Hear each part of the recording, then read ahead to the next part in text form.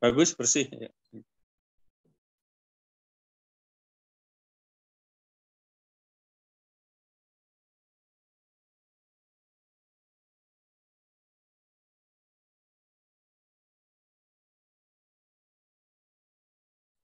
Baik, izin melanjuti ya. Salam sejahtera bagi kita semua. Kepada yang terhormat Bapak Agus selaku dosen mata kuliah Kebijakan Kesehatan dan juga teman-teman yang hadir pada siang hari ini. Sebelum memulai presentasi, izinkan saya memperkenalkan diri terlebih dahulu. Perkenalkan, nama saya Gali Trinidad. Dilanjutkan adanya rekan saya yaitu Galuh Fitria Kumaningtyas, Ibtisama Saputri Tasmin, Jihan Sartika. Maka dari itu izinkan kelompok kami memulai presentasi dengan materi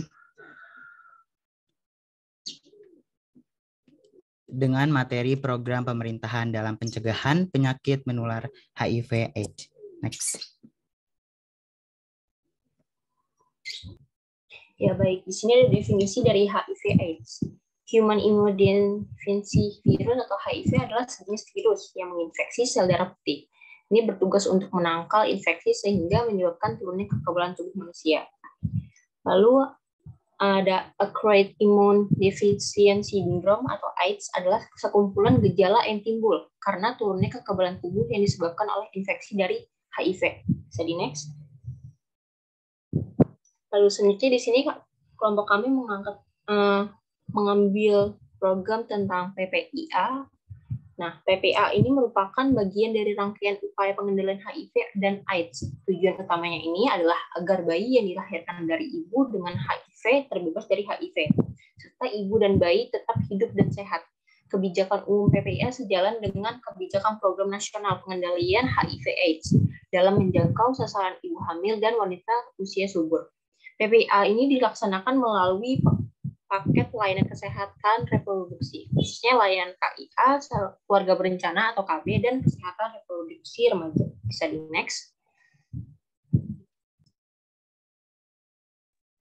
Selanjutnya ada regulasi penanggulangan HIV/AIDS, Peraturan Menteri Kesehatan Nomor 21 Tahun 2013, Pasal 6 Ayat 2, huruf C dilaksanakan melalui 4 kegiatan yang meliputi A. Pencegahan penularan HIV pada perempuan usia reproduktif. B. Pencegahan kehamilan yang tidak direncanakan pada perempuan dengan HIV. C. Pencegahan penularan HIV dari ibu hamil dengan HIV ke bayi yang dikandungnya. Dan D. Pemberian dukungan psikologi, sosial, dan perawatan kepada ibu dengan HIV beserta anak dan keluarganya. Pencegahan penularan HIV terhadap ibu hamil sebagaimana dimaksud pada ayat ini. Yang pertama dilakukan melalui pemeriksaan diagnostis, lalu yang kedua tes dan konseling, yang ketiga ibu hamil dengan HIV dan AIDS ini serta keluarganya wajib diberikan konseling mengenai pemberian ARV kepada ibu, pilihan cara persalinan, pilihan pemberian ASI, pemberian susu formula, pemberian profilaksis ARV, dan pemeriksaan HIV pada anak. Bisa di next.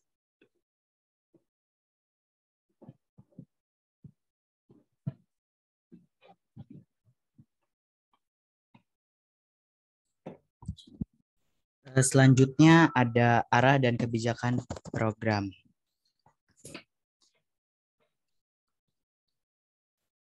Ya, dalam eliminasi penularan HIV dari ibu ke anak diintegrasikan dalam pelayanan KIA strategi yaitu sebagai berikut. Yang pertama itu PPIA merupakan bagian dari Program Nasional Pengendalian HIV atau AIDS, IMS, hepatitis B, dan program kesenaan ibu dan anak. Yang kedua, pelaksanaan kegiatan PPIA diintegrasikan pada layanan KIA, keluarga berencana, dan kesehatan remaja di setiap jenjang pelayanan kesehatan dengan ekspansi secara bertahap dan melibatkan peran non-perintah, LSM, dan komunitas.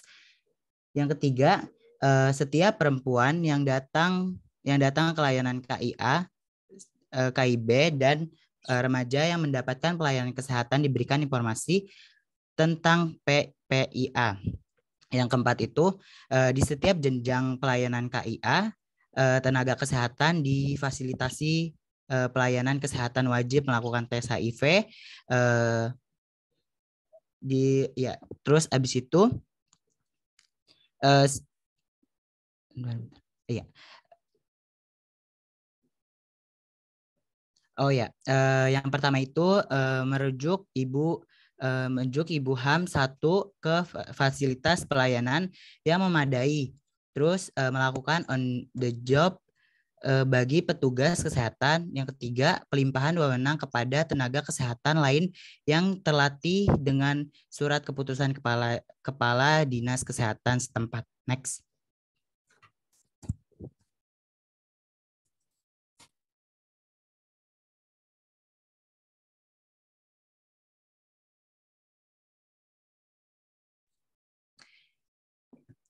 Strategi pemerintah terkait program pengendalian HIV atau AIDS. PPIA dilaksanakan oleh setiap fasilitas pelayanan kesehatan dan jejaring pelayanan KIA di seluruh Indonesia dengan ekspansi terhadap dengan tujuan eliminasi penularan HIV dari ibu ke anak. Terus yang kedua itu, pemerintah daerah bersama pemerintahan pusat menjamin ketersediaan dan penguatan sumber daya kesehatan, sistem pelayanan, pencatatan dan pelaporan termasuk logistik. Yang ketiga itu, kebijakan lokal harus mengacu pada kebijakan PPIA. Yang keempat, meningkatkan keterlibatan peran fasilitas pelayanan kesehatan swasta, lembaga swadaya, masyarakat maupun komunitas secara keseluruhan dalam jejaring pelayanan PPIA sebagai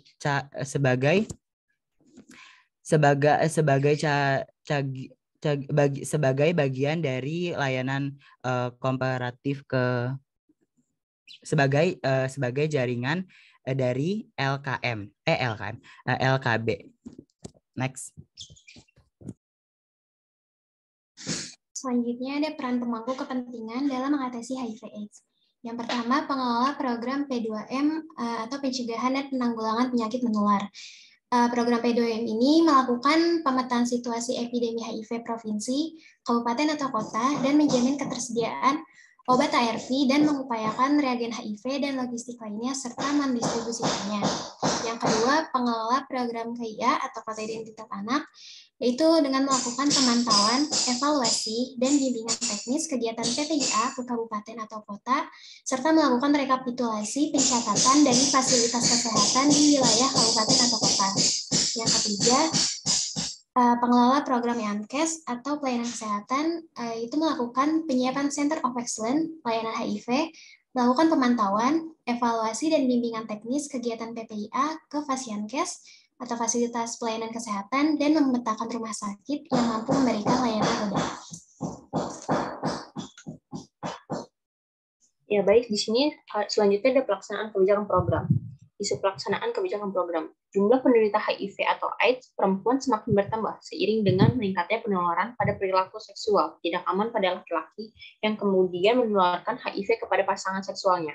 Selain itu, penularan HIV dari ibu yang terinfeksi HIV kepada bayinya cenderung meningkat seiring dengan meningkatnya jumlah perempuan yang terinfeksi HIV. Penularan HIV ini dari ibu ke anak tersebut dapat terjadi pada saat kehamilan, persalinan, dan menyusui. Kota Depok menjadi kabupaten atau kota dengan kasus baru infeksi menular seksual atau IMS tertinggi dan kasus baru HIV/AIDS tertinggi kedua di antara 5 kabupaten atau kota di Depok. Program PPIA ini harus segera dilaksanakan di seluruh layanan kesehatan agar penularan HIV dari ibu ke anak bisa dicegah sejak dini. Program PPIA ini diintegrasikan dalam pelayanan KIA, sehingga merupakan bagian dari tugas bidan di pelayanan KIA. Salah satu penyedia layanan KIA adalah bidan praktik mandiri BPM, tetapi PPIA belum dilaksanakan di bidang praktik mandiri karena belum adanya Prostat yang mengatur pelaksanaan PPIA di bidang praktik mandiri. Bisa di next. Ya, di sini ada faktor-faktor yang mempengaruhi pelaksanaan kebijakan. Yang pertama faktor ibu, kedua faktor bayi, dan ketiga faktor obstetrik. Di faktor ibu ini, yang pertama ada jumlah virus HIV dalam darah ibu atau viral load. Merupakan faktor yang paling utama terjadinya penularan HIV dari ibu ke anak. Yang kedua ada hitung CD4. Ibu dengan hitung CD4 yang rendah, khususnya bila jumlah sel CD4 di bawah 350, menunjukkan daya tahan tubuh yang rendah karena banyak sel limfosit yang pecah atau rusak. Yang ketiga, status gizi selama kehamilan. Yang keempat, penyakit infeksi selama kehamilan, misalnya sifilis, infeksi organ reproduksi, malaria, dan tuberkulosis. Yang kelima, masalah payudara jika menyusui. Selanjutnya, faktor bayi. Yang pertama, prematuritas dan berat lahir rendah. Yang kedua, lama menyusui. Yang ketiga, luka pada mulut bayi jika bayi menyusu. Yang terakhir, ada faktor obstetrik, jenis persalinan, lama persalinan, ketuban pecah dini, dan tindakan episiotomi, ekstraksi vakum, dan forceps. Lanjut. Selanjutnya, upaya dukungan terhadap program PPIA ini. Yang pertama, memberikan informasi dan edukasi terkait pencegahan penularan HIV kepada remaja putri dan perempuan usia subur. Kedua, memberikan konseling mengenai perencanaan kehamilan dan keluarga berencana atau KB. Yang ketiga, melakukan deteksi dini masalah penyakit dan penyulit komplikasi kehamilan termasuk tes HIV. Keempat, melibatkan keluarga dan suami siaga serta ibu dalam menjaga kesehatan dan gizi ibu hamil. Yang kelima, menyiapkan persalinan dan kesiagaan bila terjadi penyulit atau komplikasi. Yang keenam, persiapan dini dan antisipasi rencana rujukan jika terjadinya komplikasi. Dan yang terakhir, penata laksanaan kasus, stabilisasi, serta rujukan cepat dan tepat waktu bila diperlukan. Yang terakhir ada peran perawat dalam pencegahan dan pengendalian HIV atau AIDS. Yang pertama, perawat sebagai edukator dalam memberikan edukasi kepada masyarakat mengenai bahaya HIV atau AIDS. Yang kedua, perawat berkolaborasi dengan tokoh masyarakat seperti RT atau RW setempat dalam pencegahan dan pengendalian.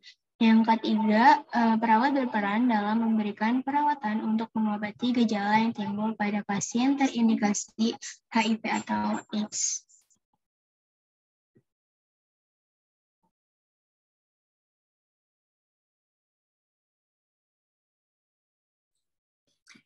Baik, selanjutnya dibuka sesi pertanyaan. Kepada yang ingin bertanya dipersilakan raise hand terlebih dahulu.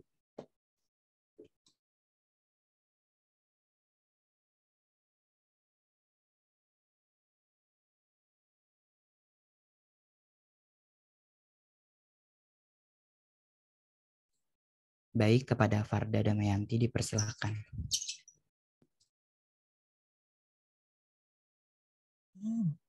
Ya, izin masuk moderator. Saya Farda Damayanti. Izin bertanya terkait untuk program penanggulangan dan pencegahan HIV/AIDS itu sendiri, apakah sudah tersebar merata ke seluruh di Indonesia, seperti kayak di daerah-daerah yang lebih terpencil gitu? Terima kasih.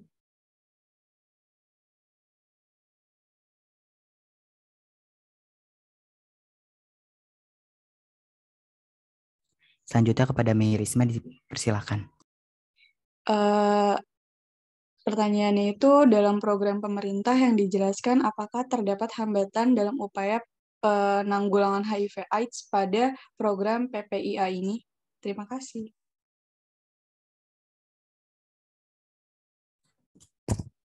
Iya,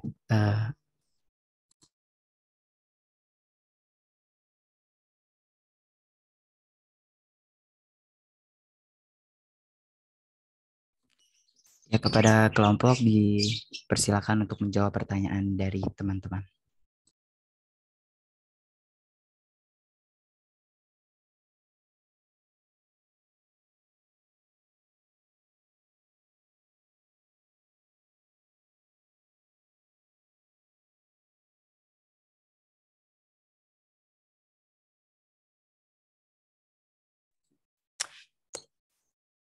Baik, saya Gali Trinidad akan menjawab pertanyaan dari Farda Damayanti. Yang pertanyaannya yaitu untuk program penanggulangan dan pencegahan HIV atau AIDS sendiri, apakah sudah tersebar merata ke seluruh Indonesia seperti daerah-daerah terpencil? Apakah begitu, Farda?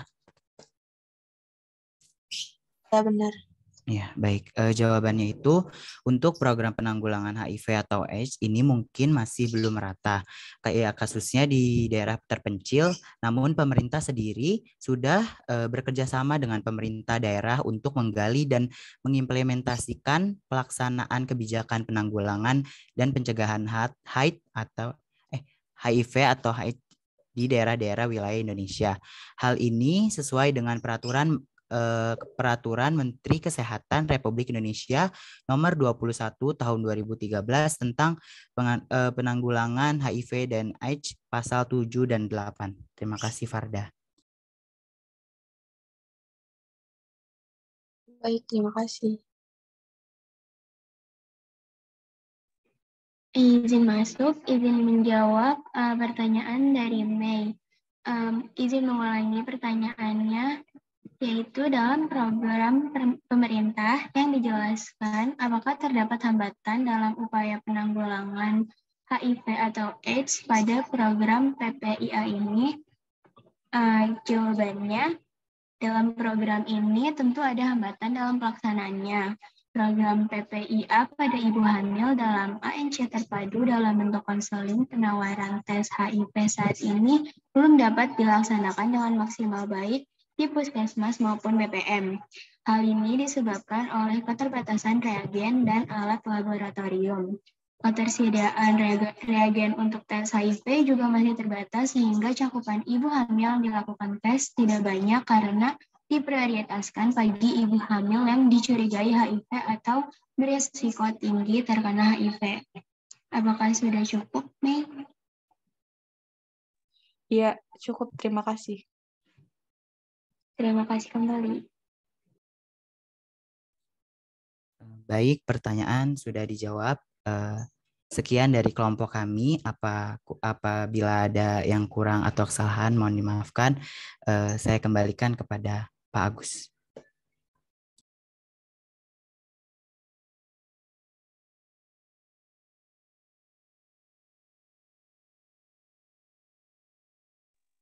Baik, terima kasih.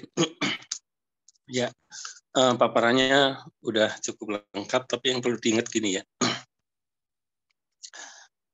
Kenapa sih adik-adik semua ini perlu tahu kebijakan terkait atau regulasi ya, istilahnya regulasi terkait dengan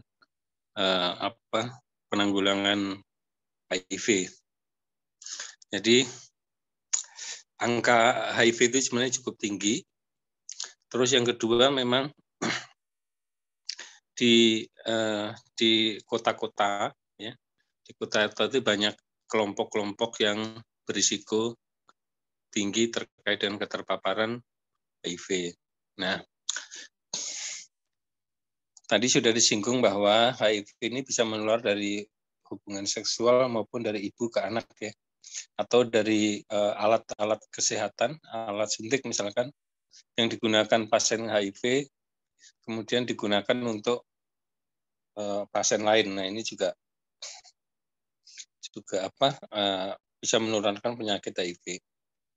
Nah, kita tahu bahwa nanti adik-adik perlu ingat juga bahwa ada beberapa target-target pemerintah terkait dengan angka-angka penanggulangan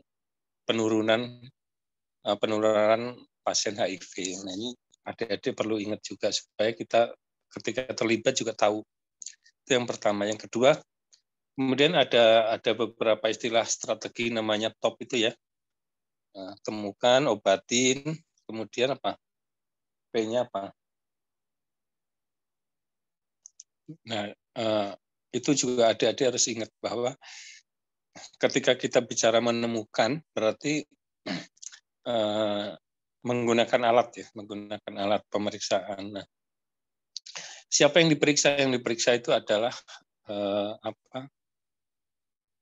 kelompok-kelompok atau orang-orang tertentu yang berpotensi menularkan penyakit HIV karena yang bersangkutan sudah terpapar HIV.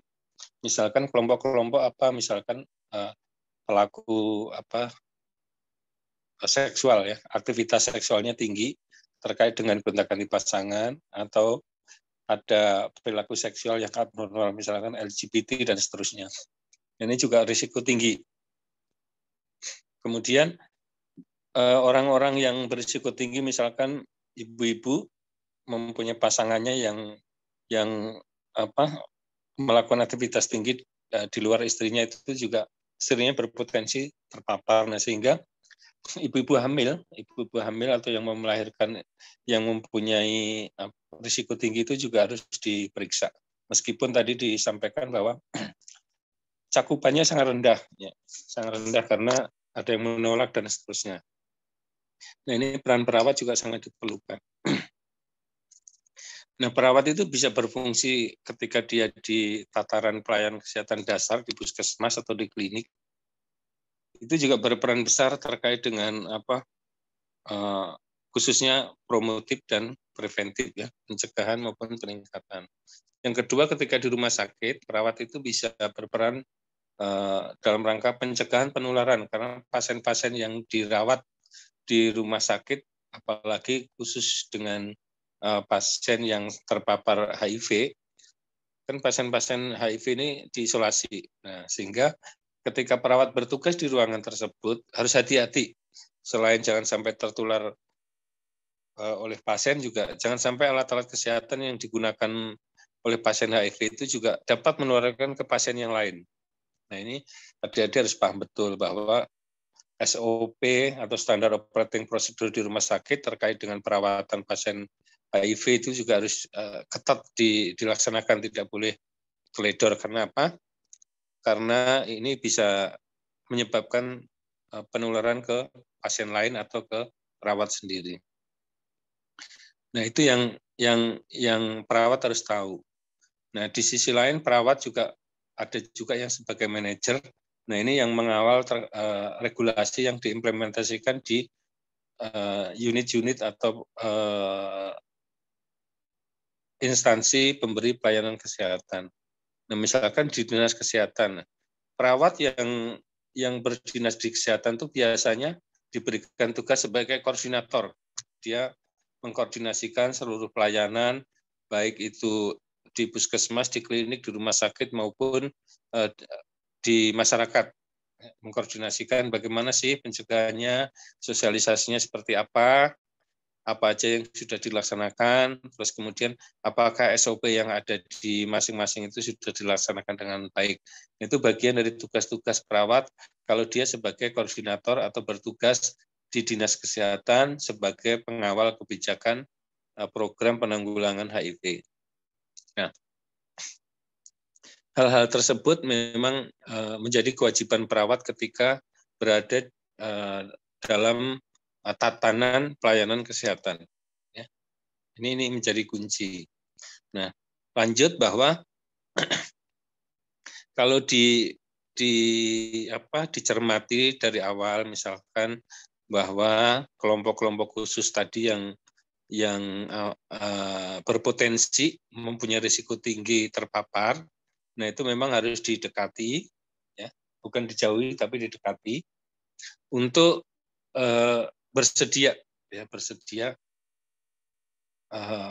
dilakukan pemeriksaan atau menggunakan alat-alat kontrasepsi untuk mencegah terjadinya keterpaparan. Nah, makanya tadi disinggung bahwa koordinasi dengan BKKBN atau Badan Keluarga Berencana, ya, nasional, nah itu perlu dilakukan karena ini juga terkait dengan bagaimana ketersediaan alat-alat kontrasepsi yang dapat mencegah terjadinya penularan HIV.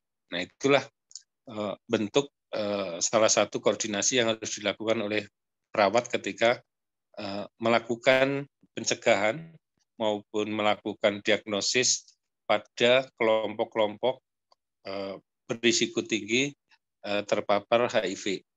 Ya, itu. Jadi adik-adik harus paham betul terkait dengan bagaimana menemukan kasus, ya.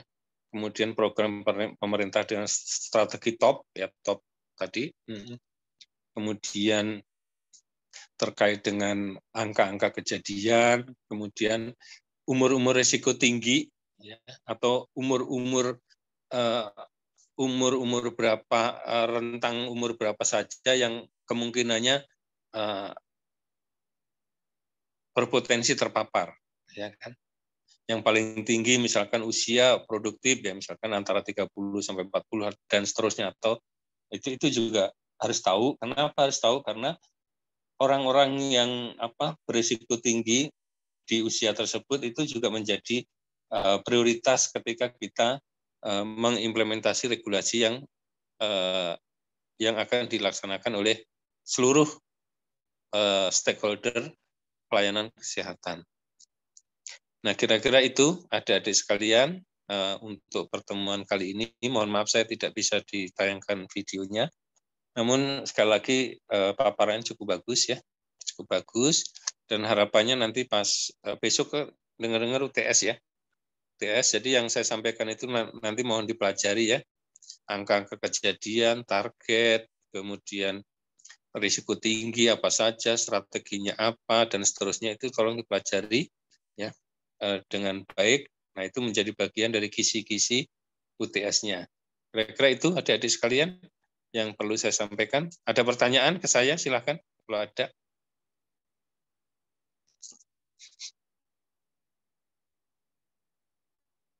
Ada?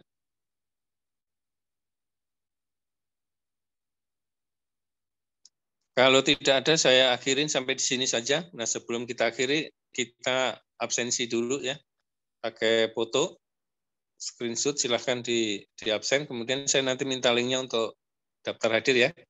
Itu saja, terima kasih. Saya serahkan ke moderator untuk mulai absen atau foto sekaligus nanti memberikan link absensi kepada saya. Terima kasih, ya.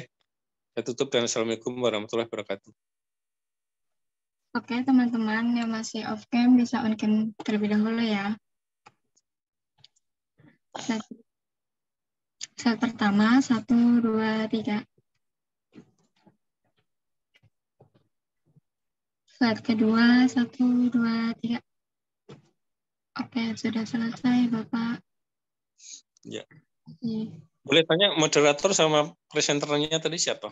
Moderatornya siapa namanya? Yang ini siapa? Namanya siapa? Moderatornya Galih Trinidad, Bapak. Oke. Presenternya?